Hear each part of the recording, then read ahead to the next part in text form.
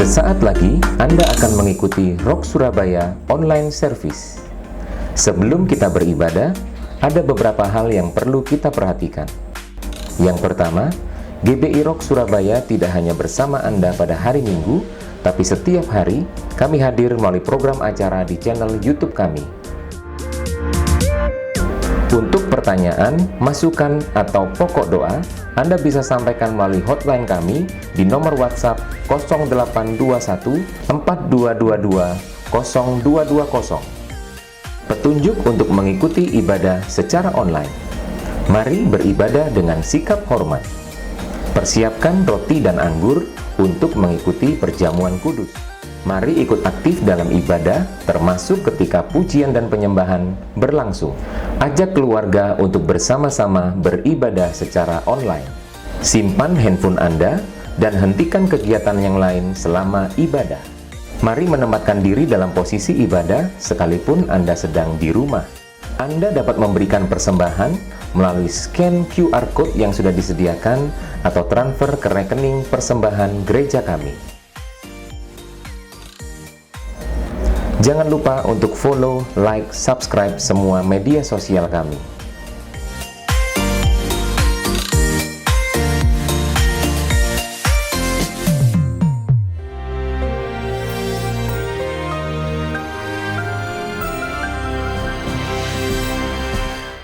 Shalom warga kerajaan, hidup berkemenangan di dalam Tuhan itu normal bagi setiap warga kerajaan. Kita punya kerajaan yang tak tergoncangkan, kerajaan yang tak terkalahkan, dan kerajaan yang tidak akan pernah berakhir seperti rajanya. Tetapi kepada kita, yaitu para Yosua, Tuhan berjanji, tidak akan ada yang bisa bertahan menghadapi engkau. Tidak ada. Raksasa manapun, embahai raksasa, tidak akan bisa bertahan. Karena kita bukan manusia biasa. Kita manusia yang disertai oleh Tuhan. Dan Tuhan berjanji tidak akan meninggalkan dan tidak akan membiarkan. Seringkali kalau kita berkata, Tuhan kenapa engkau membiarkan kami dalam situasi ini? Saudara menghina Tuhan. Roh Kudus ada di dalam hidupmu, hatimu, di antaramu. Tuhan ada di antara kita. Dan dia janji tidak akan membiarkan. Until the end of the age. Itu yang dijanjikan Tuhan Yesus pada murid-muridnya. Tidak kepada semua orang tentu saja. Kepada keluarga kerajaannya saja. Dan dia berkata setiap daerah yang kamu injak dengan telapak kakimu menjadi milikmu. Saya tidak ada waktu untuk bersaksi. Tapi seringkali saya mengalami hal-hal semacam itu. Dan benar-benar Tuhan berjanji cuma ada yang bisa menggagalkan rencana Tuhan. Di dalam Yosua 1 ayat yang ke-7, 6, 7, dan 9 ada perintah Tuhan. Ya, supaya kita menguatkan diri kita, be strong and very courageous. Courageous itu tabah. Untuk tabah. Kenapa banyak orang putus asa, bahkan ada yang bunuh diri? Karena tidak tabah, saudara. Siapa pemenang itu? Bedanya pecundang dengan pemenang. Ya, pemenang itu berani bertahan lebih lama. Dia mungkin knockdown tapi tidak knock out. Mungkin saat ini saudara mengalami setelah lockdown jadi knockdown. No. Yang penting tidak knock out. Tuhan berjanji menyertai, tidak pernah membiarkan. Dan tergantung kepada kita. Percaya tidak dengan janji Tuhan ini? Yang bisa menggagalkan diri kita sendiri kalau kita takut. Kalau kita gemetar. Seharusnya yang gemetar itu musuh. Sebab apa? Tuhan itu menteror musuh kita. Yaitu kuasa-kuasa kegelapan. Ingat, bagaimana ketika sang putra Tuhan Yesus berjalan di muka bumi ini. Iblis-iblis gemetar. Ketakutan. Dia cuma hadir. Dia belum ngapa-ngapain. Dia belum doa. Belum melakukan sesuatu. Orang sudah roh jahat sudah ketakutan. Karena itu umat Tuhan, kenalilah the power of the promise. Tuhan berjanji pertama menyertai. Tidak membiarkan. Tidak meninggalkan. Itu sudah harga mati. Sudah pasti. Itu ilmu pastinya Tuhan. Karena itu jangan khawatir apapun. Nikmatilah hadirat Tuhan. Nikmatilah kehadiran Tuhan. Ketika kita belum dirumahkan. Kita tidak merasakan hadirat Tuhan di rumah kita. Kita pikir hadirat Tuhan kalau kita di pertemuan besar. Di gedung gereja dan sebagainya. No. In your very house. Di dalam rumahmu. Kamu bisa mengalami kehadiran Tuhan. Tidak usah 2-3 orang, 1 orang saja Tuhan hadir. Masih ingat bagaimana Yesus datang pada seorang perempuan Samaria yang dihina seluruh kota? Dia datang kepadanya, membangkitkan dia, dan dia menjadi pemberita tentang Kristus dan keselamatan pada seluruh kotanya. Yang bisa menggagalkan cuma kita sendiri. Tetapi selanjutnya ada bagian daripada Joshua. Bagian dia adalah ayat yang ke-8. Yaitu merenungkan firman Tuhan siang dan malam. Memperkatakannya, mempercayainya. Dan tidak menyimpang ke kiri dan ke kanan. Dan janji Tuhan, a good success. Akan mengalami perjalananmu berhasil. Dan engkau akan mengalami sukses yang sejati. Sukses sejati bukan harta benda. Sukses sejati adalah menggenapi rencana Tuhan dalam kehidupan kita. Have a good success, warga kerajaan. God bless you. Amin.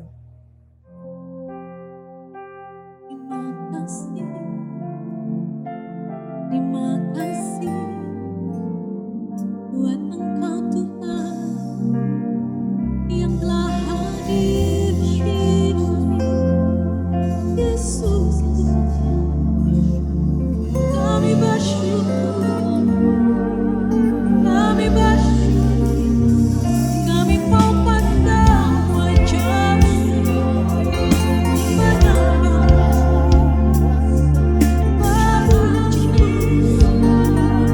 meninggikan nama-Mu, Kau yang layak. Kami katakan Kaulah Tuhan, Kaulah Raja, pujilah nama-Mu. Kau yang hadir dalam kehidupan kami. Kami bersyukur atas Engkau Yesus.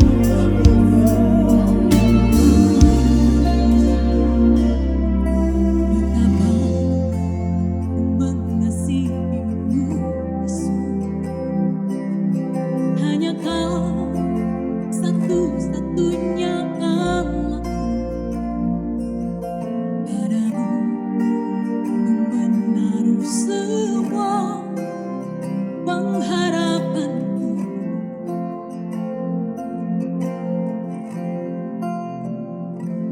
Betapa ku yakin akan janji-Mu. Firman-Mu bekerja dalam jiwaku.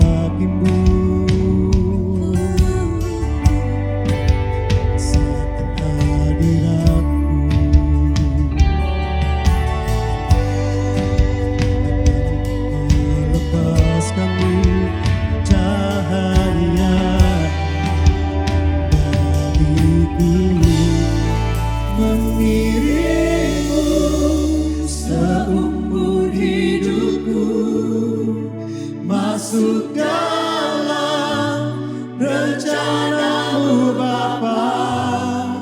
Pikiranku, kehendak-Ku, ku serahkan padamu. Harapanku hanya di dalam-Mu, ku kan teguh bersama-Mu Tuhan. Jadikan ku bejana-Mu untuk memuliakan-Mu.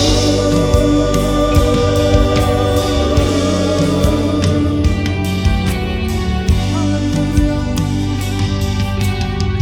Mari semuanya berkata, kekuatan di jiwaku. Di jiwaku. Dan dalam hatiku. Ada dalam hadirat-Mu. Menyembah-Mu. Bersungguh di kaki-Mu Tuhan. Bersungguh di kaki-Mu. Rasakan hadirat-Mu. Takkan ku melepaskan-Mu. Kau cahaya bagiku. Memilih-Mu seumur hidupku. Masuk dalam rencana-Mu Bapa. Pikiranku, kehendak-Ku, ku serahkan padamu. Harapanku hanya di dalam-Mu, ku kan teguh bersama-Mu Tuhan. Jadikan ku bejana-Mu untuk memuliakan-Mu. Mari jemaat, angkat kedua tanganmu,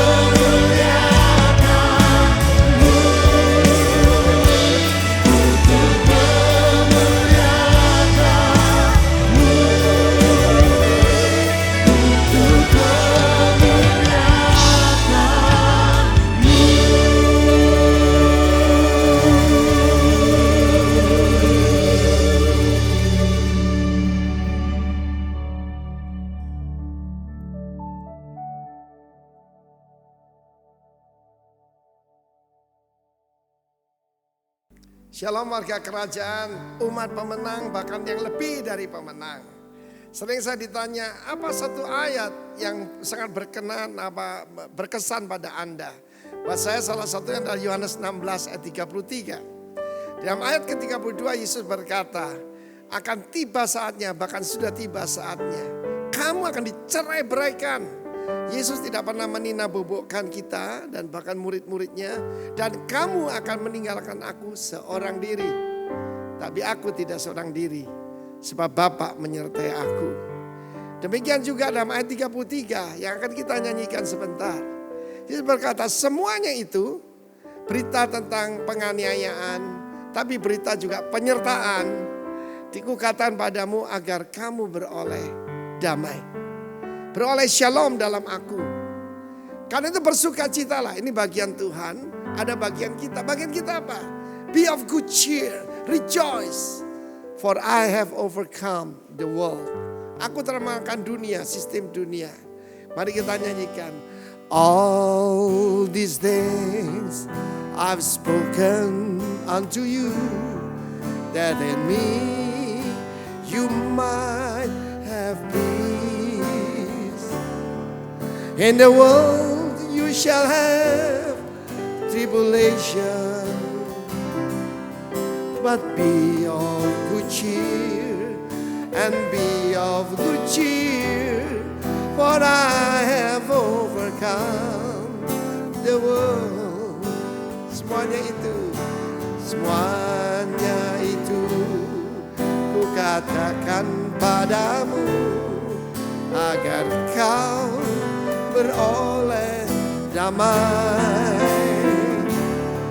Dalam dunia kau menderita aniaya, kuatkanlah hatimu, yes, teguhkan imanmu. Ku telah mengalahkan dunia. Sekali lagi. Semuanya itu ku katakan padamu, agar kau beroleh damai. Dalam dunia kau menderita aniaya, kuatkanlah hatimu, teguhkan imanmu. Ku telah mengalahkan dunia. For I have overcome the world. Sebagaimana aku menang, kau pun menang. For I have overcome the world. Shalom. Shalom warga kerajaan. Saya memberikan satu message hari ini. From depression to dominion. From depression to dominion. Depression gambarkan keadaan yang paling buruk. Para dokter mengatakan yang berbahaya bagi para pasien COVID-19 dan juga orang-orang yang ada di rumah saja adalah dari stres pada minggu kedua bisa menjadi depression. Karena itu saya percaya message ini sangat cocok buat kita semua. From depression to dominion. Saudara yang kasih, Tuhan tidak pernah merencanakan ketakutan, fear, failure. Tuhan menciptakan manusia to have dominion atas segala ciptaan Tuhan, bahkan atas bumi ini. Karena itu saya mengajak kita melihat kehidupan seorang hamba Tuhan yang luar biasa, tapi juga luar biasa rapuh. Dialah Elia. Firman Allah mengatakan dalam kitab Yakobus that Elijah is a man of passion like ours. Dia itu manusia biasa seperti kita, punya kelemahan-kelemahan. Saat itu saudaraku baru kemenangan yang luar biasa terjadi. Bagaimana di Gunung Karmel dia mengadakan tantangan kepada nabi-nabi palsu. Jangan lupa saya katakan pada akhir zaman ini yang paling banyak penyesatan saudara. Terjadi saling menuduh pendeta palsu, gembala palsu, nabi palsu. Jangan jadi hakim sembarangan saudaraku. Tetapi bagaimana Elia mengembalikan seluruh Israel kembali kepada Tuhan. Kerajaan utara semuanya. Dan mereka berteriak bahwa Jehovah itulah Allah. Jehovah itu adalah Allah. Elijah itu Elohim, itu adalah Yahweh. Luar biasa saudara. Jadi mereka teriak Elia, Elia. Luar biasa bukan? Dan bukan cuma itu. Dia berdoa dan doa yang disebutkan doa yang luar biasa itu. Bukan menurunkan api dari langit. Di mana ada sacrifice. Di mana ada altar. Di mana kesatuan 12 suku. Api turun dengan sendirinya. Tetapi untuk meminta hujan. Meminta berkat. Memulihkan negeri itu. Dia perlu berseru 7 kali kepada Tuhan. Dan itu semua terjadi saudaraku.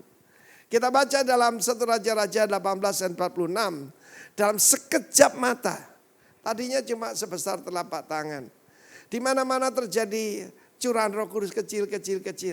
Tetapi mendadak, sekejap mata, langit menjadi kelam oleh awan badai.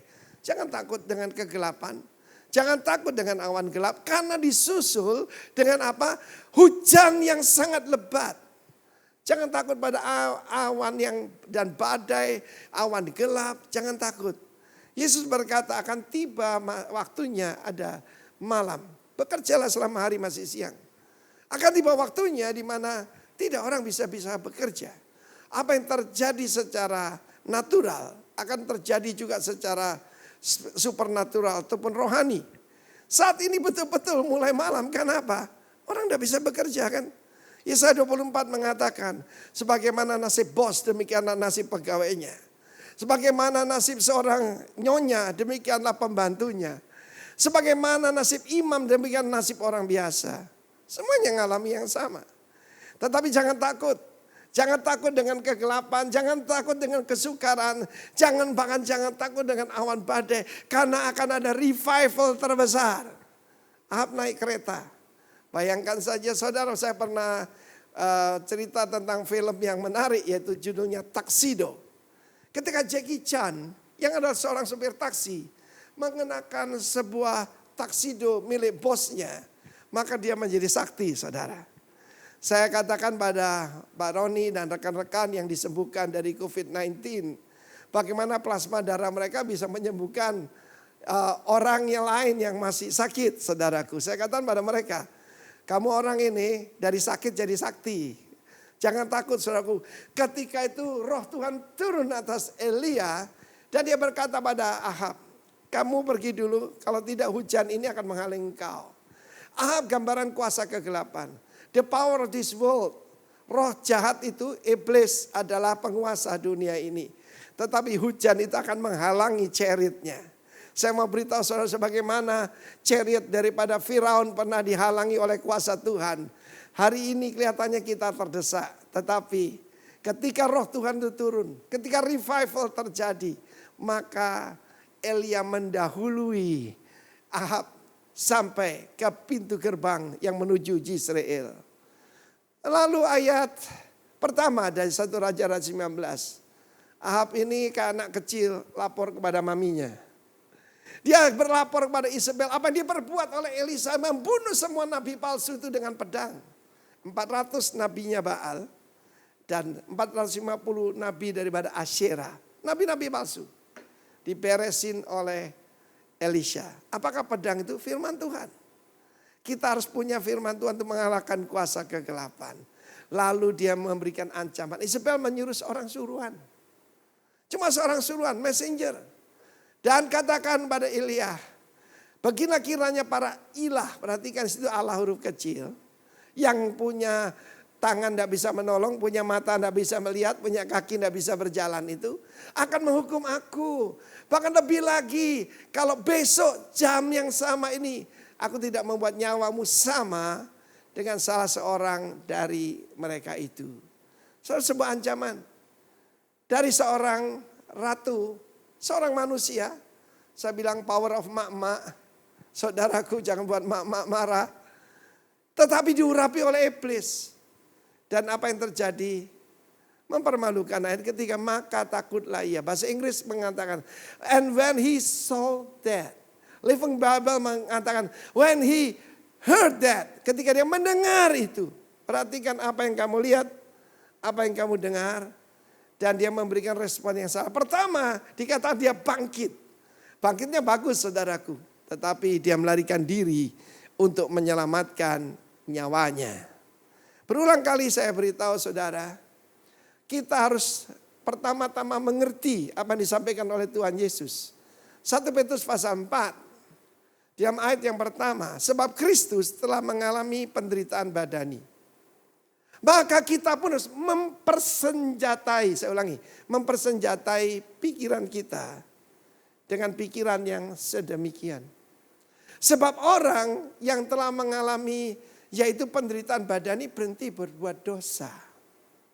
Lewat segala macam acara ini kita akan dipersulit yang mau berbuat dosa saudara ya. Puji nama Tuhan saudara. Segala sesuatu Tuhan bisa rubah jadi kebaikan. Tapi kalau saudara tidak mempersenjatai pikiranmu, siap menderita buat Tuhan Yesus, you will be confused. Saudaraku, pencapaian tidak membuat seseorang itu kuat. Sebab yang melakukannya Tuhan, bukan? Dia mengalami pencapaian terbesar. Seluruh negeri berbalik pada Tuhan. Dan negeri yang kering kerontang karena 3,5 tahun, yaitu tidak ada hujan. Hujan lebat datang. Sekali lagi, jangan takut awan gelap. Jangan takut angin badai. Sebab ujungnya adalah hujan yang sangat lebat. Revival. Tapi dia mencoba menyelamatkan nyawanya. Kemudian kita melihat dia turun lebih berat lagi. Dia lari ke Beersheba. Saudara, ke Beersheba ada satu kota yang sangat istimewa. Di kota ini ada sebuah sumur yang digali oleh Abraham. Dan Beersheba, Beer itu sumur, Sheva itu 7, artinya sumur dari 7 korban. Saudaraku, siapa Elia? Dia adalah orang yang punya perjanjian. Nenek moyangnya adalah Abraham. Dia adalah, saudaraku, punya perjanjian dengan Tuhan. Tapi dia lupa itu semua. Dia tinggalkan bujangnya di sana. Orang kalau stres, tandanya itu paranoid. Dia takut jangan-jangan bujangnya ini dibayar oleh Isabel untuk potong kepalanya waktu dia istirahat. Dia tinggalkan bujangnya di sana. Kata itu tanda-tanda orang depresi, saudaraku. Dan kemudian dia masuk ke padang gurun. Dia turun ke padang gurun Zin. Wilderness of Zin. 1 hari perjalanan. Lalu duduk di bawah pohon. Kemudian ia ingin mati. Katanya, cukuplah itu. That's enough. Tuhan, Yahweh. Dia manggil Yahweh. Ambillah nyawaku sebab aku tidak lebih baik daripada nenek moyangku. Tentu saja kita tidak lebih baik dari nenek moyang kita. Kalau kita cuma manusia biasa. Oleh ketidaktaatan satu orang. Roma pasal 5 ayat 17. Maka seluruh umat manusia menjadi budak. Diperbudak. Karena ketakutan akan maut. Tetapi karena ketaatan satu orang, yaitu Adam kedua, Adam terakhir, Kristus. Maka kita will reign in this life. Melalui apa? Anugerah kebenaran dan kelimpahan kasih karunia. Dia kasihan pada diri sendiri. Mari kita periksa keadaan hati kita, heart condition kita. Kalau kita sudah mulai khawatir, takut, apa yang saudara lihat? What do you see? Tuhan berkata kepada Nabi Yeremia, apa yang kamu lihat? Hari ini saya berkata pada saya dan saudara, apa yang kita lihat? Saudara, Elia tidak pernah mati. Bahkan dia diangkat bukan dengan chariot of Ahab, pada chariot that come from heaven. Ditarik oleh kuda, dan kereta berkuda yang berapi. Dia tidak pernah mati, saudaraku. Luar biasa sekali. Tetapi dia coba menyelamatkan nyawanya. Saya ingatkan sampai dengan Tuhan Yesus. Barang siapa mencoba menyelamatkan nyawanya akan kehilangan nyawanya. Tapi barang siapa menyerahkan nyawanya karena aku akan memperolehnya kembali. Saudara yang kasih Tuhan, don't try. Jangan coba menyelamatkan diri sendiri. Katakan, Tuhan adalah gembalaku, takkan kekurangan aku. Sekalipun, walaupun, meskipun melalui lembah bayang-bayang maut. Tidak takut hatiku. I choose not to fear. Sebab engkau bersamaku. Penyertaan Tuhan itu dijanjikan. Ketika kau melewati lembah bakang, kau bisa merubahnya jadi tempat yang bermata air. Mazmur 84 ayat 11 berkata, Tuhan adalah matahari dan perisai. Dan dia memberikan kepada kita grace and glory. Dia memberikan kasih karunia dan kemuliaan. Dan segala yang baik bagi orang yang berjalan bersama dengan dia dalam kebenaran.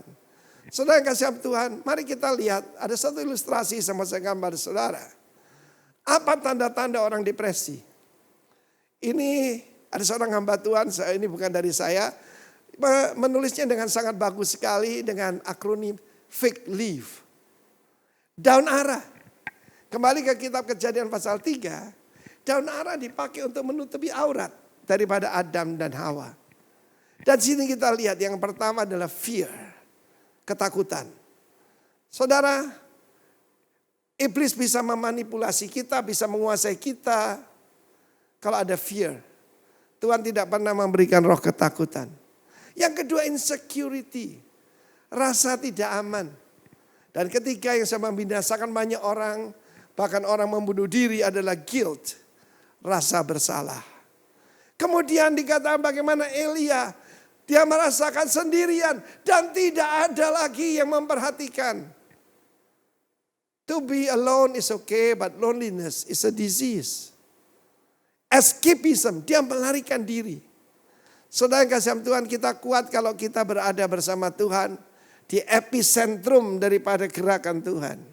Ketika engkau coba melarikan diri, engkau dari stres turun ke depresi dan bisa berakhir membunuh diri. Elia minta mati, saudaraku. Kemudian anxiety dan fear itu sama aja. Saya sering katakan ketakutan itu adalah dosa, kekhawatiran itu melecehkan Tuhan. Jadi berkata tidak usah khawatir. Take no thought. Apa yang akan kamu makan, kamu minum, kamu pakai. Sebab hidupmu bukan karena jobmu. Hidupmu bukan karena profesimu. Hidupmu karena gembalamu. Dan yang terakhir aneh sekali, dia merasa failure. Tanda orang depresi itu membesar-besarkan masalah. Ketika Tuhan tanya kepada dia, apa kerjamu di sini hai Elia? Hari ini juga Tuhan bertanya kepada kita yang ada di rumah, apa kerjamu di sini?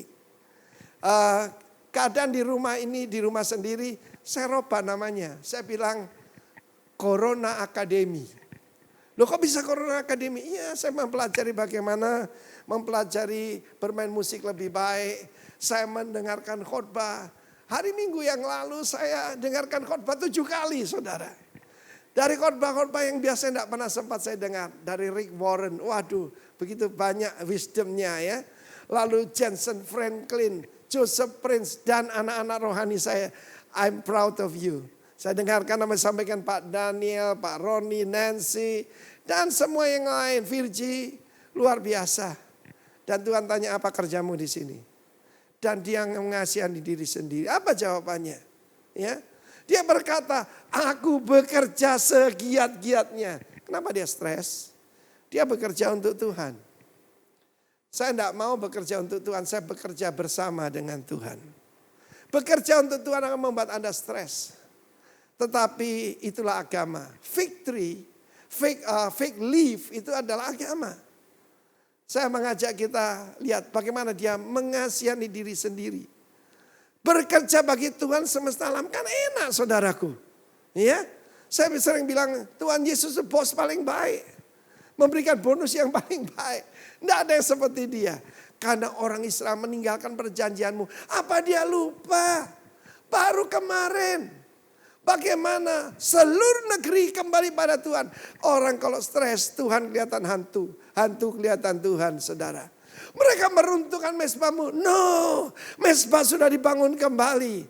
Membunuh nabi-nabimu dengan pedang. Orang kalau kacau yang dibunuh itu nabi palsu. Nabinya dari Baal. Nabi dari Ascoret. Bukan nabi-nabi Tuhan. Memang ada aniaya. Hanya aku seorang diri yang masih hidup dan mereka ingin mencabut nyawaku.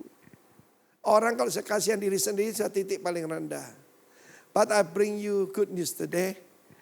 Tuhan itu datang pada orang, saya pernah khotbah 2 minggu yang lalu ya. Bagaimana Tuhan bukan cuma datang pada para juara. He doesn't come only to the champions of his. Tetapi juga pada orang-orang yang stres. Orang yang sedang depresi, orang yang sedang ketakutan. Masih ingat saya khotbah tentang the road back home. Ada 2 murid Tuhan yang meninggalkan Yerusalem. Kembali ke tempatnya. Yesus memperingatkan, you will be scattered. Engkau akan tercerai berai. Engkau kembali ke tempatmu. Engkau meninggalkan aku. Yesus sendiri datang menghampiri mereka, membangkitkan mereka. Tuhan Yesus tidak berubah, bukan cuma kuasanya. Kasihnya, perhatiannya tidak berubah. Saya berkata pada setiap saudara mungkin mengalami seperti Elia. Kalau perkataan semacam ini keluar dari mulut kita, yang dibesarkan itu iblis saudara, bukan Tuhan. Perhatikan kalau orang yang menyebarkan berita tentang berapa banyak yang mati. itu mayat-mayat ditumpuk. Saudara yang begitu itu, hati-hati yang saudara dengar. Hati-hati saudara lihat. Jadi pertama, what do you see? What do you hear? What are you doing? Apa yang kamu kerjakan di sini? Kata Tuhan kepada Elia. Saya kembali tadi, mari kita elaborate apa yang saya sampaikan tentang fig leaf. Pertama, itu fear. Sudah banyak orang khotbah tentang fear. Saya mau bicara sebentar tentang insecurity. Saya punya seorang teman, memang stature tubuhnya kecil saudara ya. Ya, kecil dan orang ini aneh sekali. Dia gitu kecil, dia naik Harley Davidson yang paling besar. Kakinya aja gak nyampe saudara. Dan kalau hari Minggu, dia tidak sempat ke gereja, dia mau tunjukkan dia hebat. Apa kerjanya? Dia punya hardtop yang memang diroba, yang bannya jadi besar sekali. Untuk naik ke hardtopnya itu, dia pakai tangga saudara. Dan apa kerjanya hari Minggu? Main di lumpur. Untuk menunjukkan dia off-roader. Kalau ada orang semacam itu, pakai arloji yang kebesaran, semuanya kebesaran. Itu menunjukkan rasa tidak aman. Masalah utama pada manusia adalah insecurity. Karena itu kita harus tahu siapa diri kita. Saudaraku, Elia lupa siapa dirinya. Dia itu perwakilan kerajaan Allah. Saya memakai simbol kita bukan untuk gagah-gagahan, untuk mengingatkan diri saya. To remember who I am. Saya ini perwakilan kerajaan Allah di atas muka bumi. Demikian juga Anda. Tuhan memberikan hidup karena Tuhan punya rencana dalam hidupmu. Ada orang-orang insecurity. Bagaimana mengalahkan insecurity? Barang siapa menerima dia, Yohanes 1:12, diberi kuasa untuk menjadi anak-anak Allah. Tidak dilahirkan oleh kehendak manusia, tetapi daripada Tuhan. Yang kemudian yang guilt ini sudah membinasakan banyak orang. Satu hari saya ketemu seorang kenalan. Dia adalah seorang pengusaha. Saya waktu itu masih kerja sebagai kontraktor. Dan dia perwakilan dari sebuah perusahaan bahan bangunan besar. Pengusaha cukup sukses. Dan dia menghampiri saya 11:30 malam. Ketika itu sudah selesai persekutuan doa hari Jumat. Dia datang, dia ketok rumah saya dan kebetulan saya masih berbenah begitu.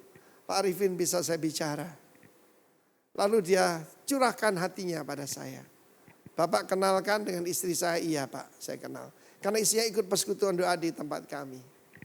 Dan dia cerita, Bapak mungkin juga sudah tahu bahwa saya ada affair dengan sekretaris saya. Dan kemudian dia menundukkan kepala, dia hamil. Saya bawa dia ke asalnya di Sulawesi sana, Sulawesi Tengah. Dan kemudian kami panggilkan bidan dan anak itu digugurkan. Dan pada waktu itu saya membawa bayi yang sebetulnya ini anak saya. Dalam keadaan terpotong-potong dan penuh dengan darah. Dan saya tidak pernah melupakan kengerian malam itu. Ketika saya menguburkannya sendiri. Saya mencuci tangan saya. Tapi sampai hari ini dia berkata, saya terbayang-bayang dan saya tidak bisa makan dengan enak. Saya merasa tertuduh, saya tahu saya salah.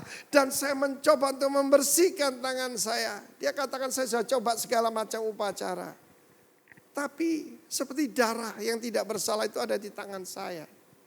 Dan dia tanya pada saya, what must I do? Apa yang saya harus lakukan? Saya bilang saya tahu, saya ada yang bisa menghilangkan darah di tanganmu. Dan dia berkata gini, di mana Pak? Apa itu Pak? Berapa saja saya berani bayar? Saya bilang, itu darah itu hanya bisa dibersihkan dengan darah yang lain. Darahnya apa Pak? Darah Tuhan Yesus. Dia terkejut. Dan saya katakan hanya darah Yesus yang bisa bukan menutupi dosa. Fig leaf. Daun ara, itu cuma menutupi. Bukan membereskan. Itulah agama. Termasuk agama Yahudi, perjanjian lama. Tetapi bagaimana Allah menyembelih seekor binatang dan memberikannya menjadi jubah kulit binatang untuk Adam dan Hawa. Dan dia berkata gini, maaf Pak, saya tidak bisa yang satu itu. Saya punya agama saya sendiri. Saya bilang agama tidak menyelamatkan. Itu cuma daun ara untuk nutupi kemaluan, kesalahan kita. Dia menggelengkan kepalanya, dia pulang. Hati saya ikut pergi dengan dia. Tidak lama lagi saudaraku perusahaannya bangkrut. Barang siapa menyentuh istri sesamanya tidak akan luput dari hukuman. Upah dosa adalah maut. Keluarga ini hancur.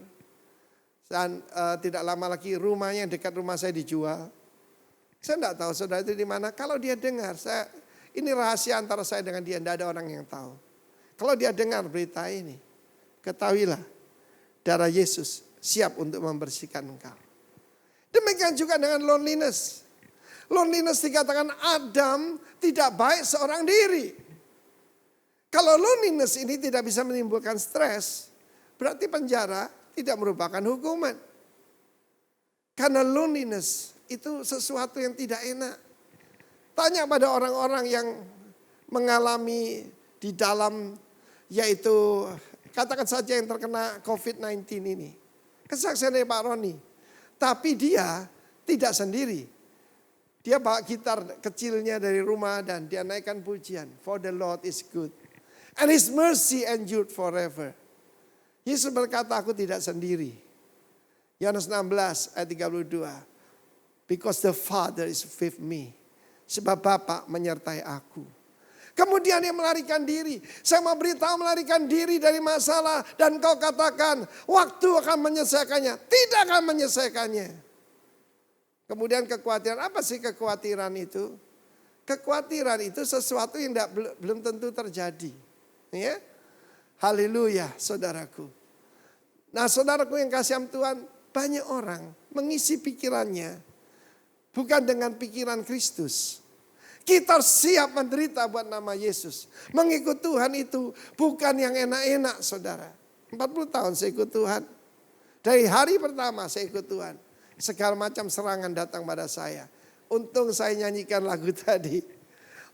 Dan sebab Tuhan berkata, be of good cheer. For I have overcome the world. Dan aneh sekali. Kalau kita memakai ukuran sukses dunia. Maka apa yang dikatakan bahwa kita melihatnya sebagai failure. Saya masih ingat ketika saya baru pindah ke Bali. Dan ada seorang arsitek dari Surabaya. Dia belum dalam Tuhan, cuma beragama Kristen. Datang ke rumah saya dan dia menanyakan satu pertanyaan. Dia tanya, Pak Arifin, Bapak ini seniornya saya. Ya, di bidang civil engineering. Nah Bapak itu meninggalkan semuanya pindah ke sini. Rumah Bapak cukup bagus, ya bilang. Ini rumah Bapak, oh bukan miliknya gereja. Bukankah itu yang disebut TO? Katanya TO itu gagal, bangkrut. Saya tidak tersinggung apa yang dia katakan. Saya bilang, ya kamu belum mengerti. Kenapa saya meninggalkan semuanya dan ikut Tuhan? Saya punya ambisi. Saya mau hidup memerintah bersama dengan Yesus. Iblis akan menipu. Karena itu insecurity ini menjatuhkan banyak orang. Dia mencoba menggoyahkan Yesus. Jikalau engkau anak Allah. Buatlah sesuatu yang spektakuler. Main jadi Superman. Terjun dari hubungan bait Allah. Jesus full of security. Sebab dia mendengar sendiri suara dari sorga yang berseru. Inilah putraku yang kukasihi. Kepadamu aku berkenan. Hai bapak-bapak yang mendengarkan berita ini. Kalau engkau menegur anakmu 4 mata. Di dalam kamar. Tapi kalau memuji di depan semua orang. Saya hidup tidak punya insecurity. Kenapa? Karena bapak saya, ibu saya memuji saya di depan orang. Kalau menegur itu 4 mata saja. Demikian juga saudaraku. Jangan ada yang merasa kesepian. Practice God's presence. Tadi saya kutip Mazmur 84.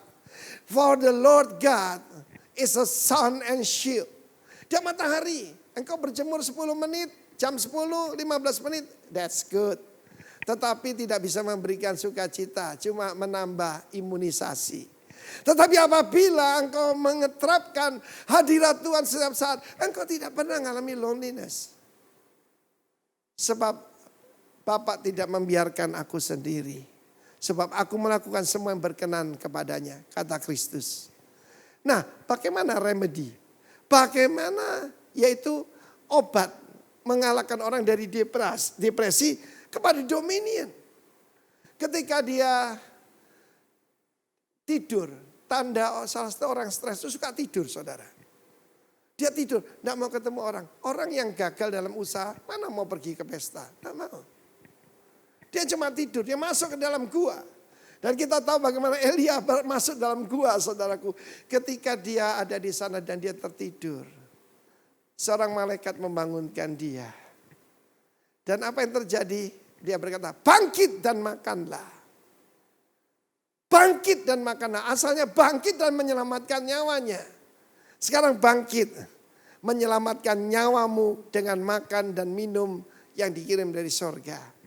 Ada roti bakar, cake bundar, saya tidak tahu ini tiong ciupia dari sorga mungkin ya. Lalu kendi berisi air. Ini bukan air biasa, ini bukan aqua. Ini air daripada Tuhan. Ini gambaran firman Tuhan. Roti itu gambaran firman Tuhan. Air itu gambaran Roh Kudus. Ia makan dan minum. Ternyata tidur. Kita sebagai hamba Tuhan harus seperti malaikat ini sabar menghadapi orang stres, saudara. Bangunkan dia lagi. Dan berkata, bangkit, bangun, makan. Sebab kalau tidak perjalananmu nanti terlalu jauh bagimu. Baik setiap daripada kita, perjalanan ke depannya akan lebih sulit, saudara. Usia saya mendekati 70 tahun. Dan saya tahu the greatest battle in my life is ahead. Karena itu saya memperkuat diri saya sendiri. Mumpung saat-saat ini banyak makan ya. Saya ceritakan bagaimana saya makan firman. Saya dengarkan khotbah hari Minggu yang lalu 7 kali, saudaraku. Ya, luar biasa. Perjalanan kita masih jauh. Dan oleh kekuatan makanan itu, perhatikan. Oleh kekuatan firman Tuhan. Kekuatan jamahan Tuhan. Malaikat itu menjamah. Karena itu ada lagu yang sering saya nyanyikan. Kalau saya mengalami tekanan, saya nyanyi, He touched me. Saya mungkin tidak merasakan secara nyata seperti Pak Roni bersaksi bagaimana dia dijamah Tuhan. Pada puncak hari ke-13 ketika dia mengalami panas yang paling berat. Dan seluruh paru-parunya itu saudaraku putih karena virus itu. Dia merasakan ada tangan yang tidak kelihatan menepuk pundaknya 2 kali. Dia pikir itu suster yang memberikan obat seperti biasa. Dia toleh ke belakang gak ada orang. Ketika dia melihat keluar lagi, ada tepukan yang kedua. Second touch of God. Dan dia bersaksi dalam nama Yesus. Yang terjadi hari ke-13 itu bukan kematian, tapi kehidupan. Langsung saudaraku demamnya turun. Dan saudaraku hari ke-16 dinyatakan bersih sama sekali. Itu hari yang ketiga setelah zaman Tuhan. There will be the third day for you. Setiap daripada kita ada hari ketiga itu saudaraku. Dan dia pergi sampai ke Gunung Allah. Ketika saya lihat itu kurang lebih dari 200 kilometer. Ya kenapa dia sampai berapa hari saudaraku. Berjalan 40 hari 40 malam. Ya mungkin itu saatnya Tuhan menjamah dia, mendidik dia. Tapi dia masih sembunyi. Dia sembunyi di dalam sebuah gua. Yang gua itu saudaraku di mana Musa pernah disembunyikan oleh Tuhan. Coba lihat tekuk tangan ini. Musa disembunyikan di situ. Saya dan saudara juga disembunyikan di dalam lekuk tangannya Tuhan. Firman Allah berkata Tuhan begitu besar. Dia menakar laut samudra cuma dengan lekuk tangannya. We have a great God, saudara. Dan tangan yang sama itu melindungi saudara saya. Dia adalah perisai kita. Dia berkata pada Abraham, nenek moyang kita. Abraham, akulah perisaimu, upahmu yang sangat besar. Kenapa kamu takut? Kenapa kamu khawatir? Dan Tuhan tanya, apa kerjamu di sini, hai Elia? Bukankah kita bersyukur punya Tuhan seperti itu? Dia datang pada pecundang, saudara. Dia sabar.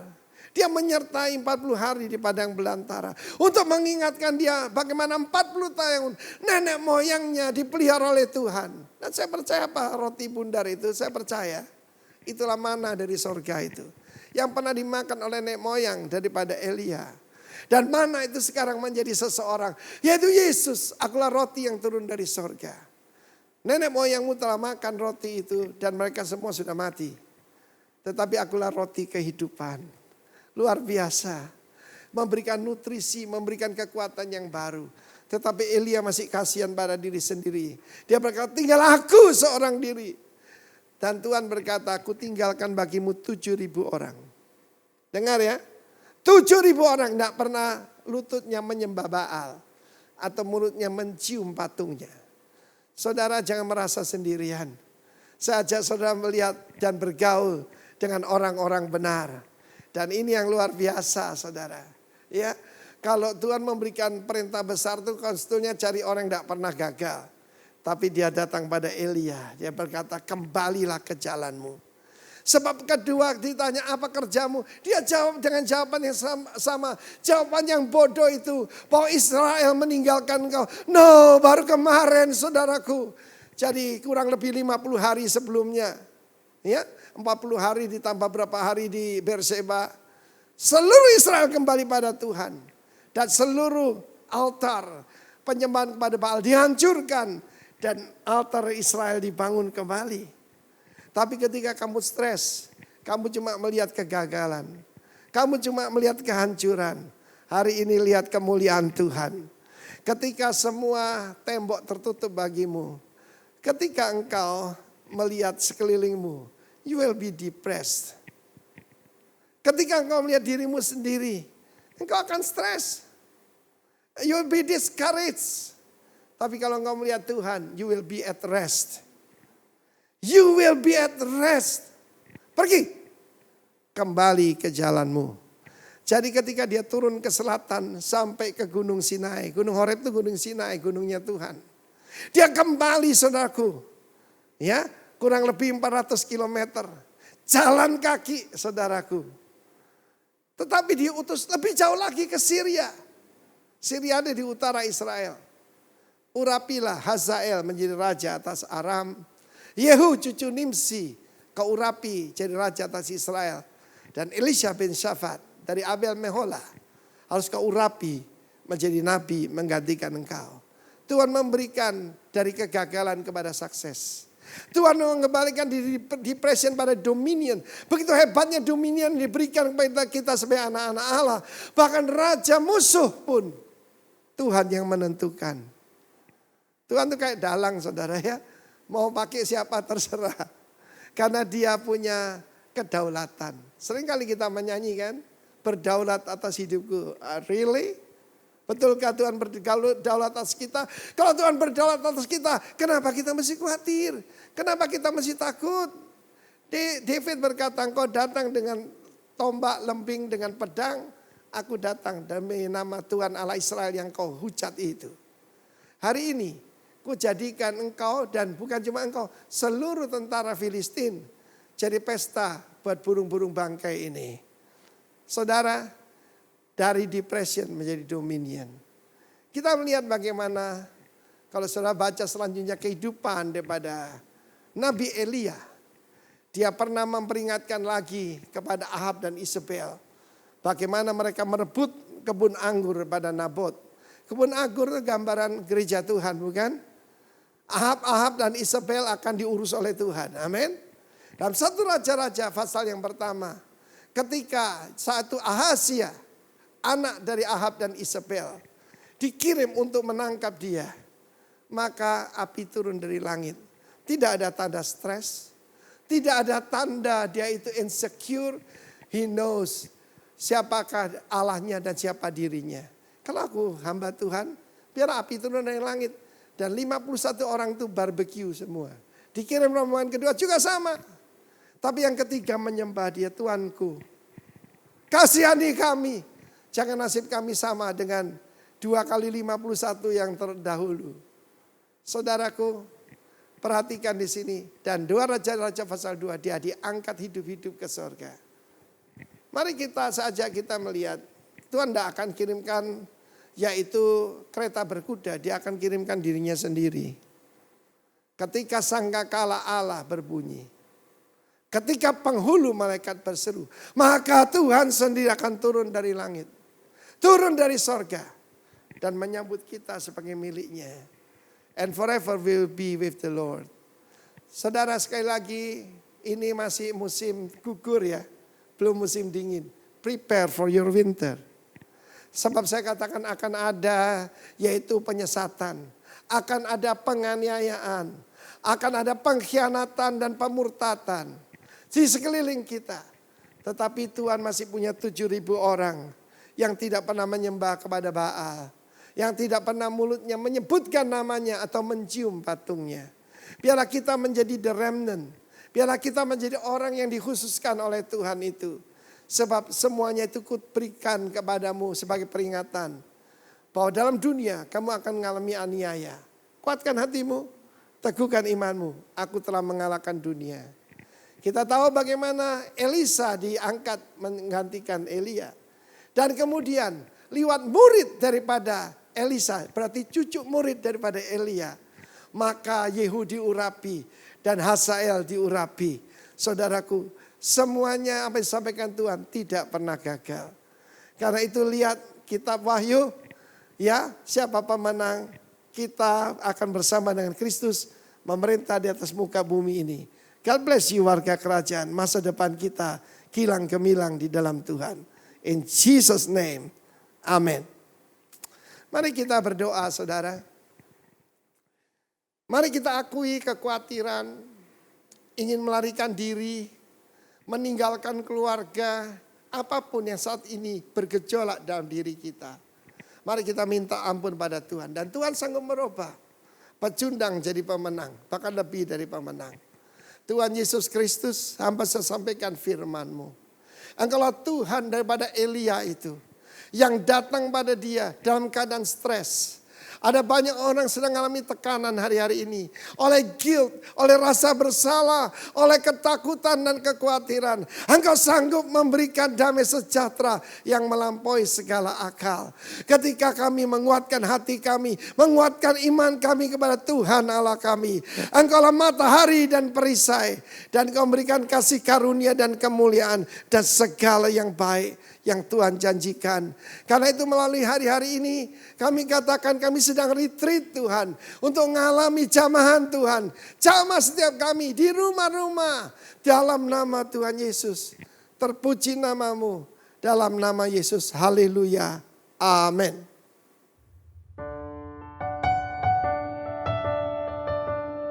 Saudara, firman yang kita dengar hari ini berbicara begitu jelas untuk kita semua bagaimana Tuhan kita adalah Tuhan yang sanggup untuk merubah apapun yang kita alami atau apapun yang terjadi dalam kehidupan kita. Kalau dari depression kita kemudian bisa berkuasa, dominion, saya percaya hari ini pun kuasanya tidak berubah. Karena itu mari kita mempersiapkan diri. Saya ingin mengajak saudara untuk masuk bersama-sama dalam perjamuan. Saudara bisa persiapkan roti dan anggur di rumah masing-masing. Saudara, karena hari ini kalau kita melakukan ini, kita melakukan dengan pengertian. Karena kita percaya bahwa apa yang dilakukan Tuhan Yesus di atas kayu salib memberikan jaminan kepada kita semua. Itulah yang Dia lakukan dan itulah yang Dia kerjakan bagi kita. Mari saudara boleh mempersiapkan, kalau sudah siap, angkat roti bersama-sama dengan saya, saudara, dan kita berdoa. Bapa, terima kasih, ini roti dan anggur biasa, tapi kami menaruh iman kami. Karena ketika Tuhan kami makan dan kami minum, Engkau di dalam kami dan kami di dalam Engkau. Immanuel, penyertaan-Mu dahsyat, penyertaan-Mu ajaib. Apapun yang sedang kami alami, bagaimanapun keadaan kami hari ini, angkat roti bersama-sama dengan saya. Demikianlah pada malam waktu Yesus diserahkan, Ia mengambil roti, memecah-mecahkannya, mengucap syukur dan berkata, inilah tubuhku yang dipecah-pecahkan bagi kamu. Karena itu saudara-saudara, bukankah roti yang telah dipecah-pecahkan ini persekutuan kita dengan tubuh Kristus? Kita makan sama-sama dalam nama Yesus.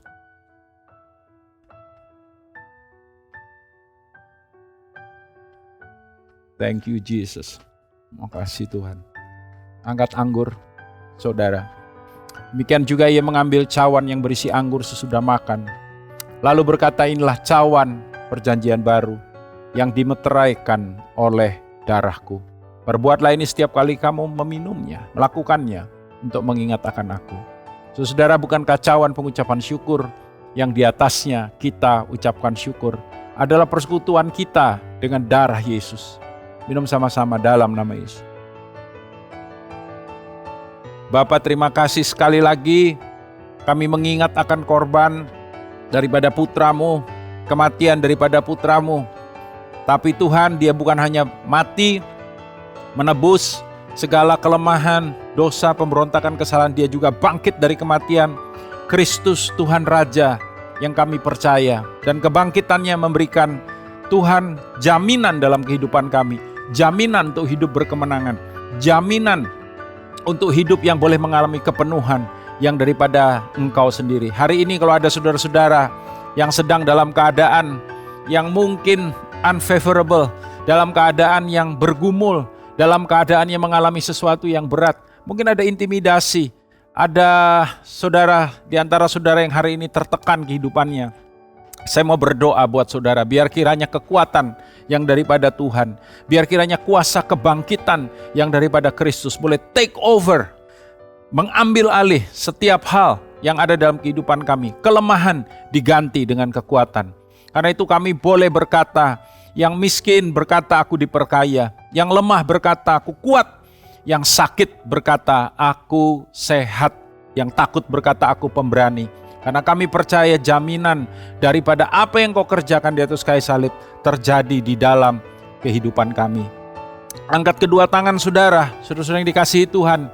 Biarlah kiranya di minggu yang baru ini sekali lagi berkat terbaik dari kerajaan sorga boleh turun atas kehidupan setiap saudara, atas setiap keluarga, atas setiap pribadi yang ada. Menyertai, menuntun, memimpin, membawa hidupmu berjalan dalam kemenangan, penyertaan, perlindungan, pemeliharaan, dan berkat yang terbaik dari kerajaan sorga ada di atas hidupmu hari ini sampai Maranatha kedatangan kedua kali. Di dalam nama Tuhan Yesus, semua yang percaya katakan bersama dengan saya dengan iman. Amin, amin, amin. Selamat hari Minggu, Tuhan memberkati saudara.